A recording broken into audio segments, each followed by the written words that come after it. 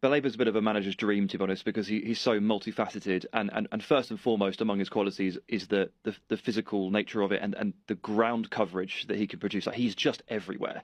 So from that perspective, in this increasingly physical and speedy Premier League setting, midfielders like Carlos Baleba are really, really important, and most of the high-performing teams have got a player like this.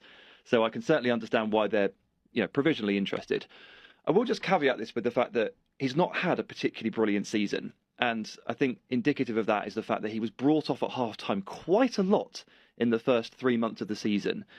And it was only really, I think, in start of December, I saw him have his first really, really good game, like the Baleba that I know and the one that everyone wants.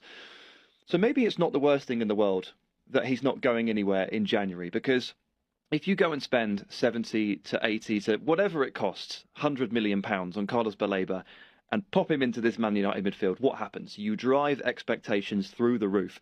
And if you're picking up a player who is probably at his lowest point of his Premier League career so far and dumping that pressure on him and asking him to play for Man United, it sounds like a recipe for disaster.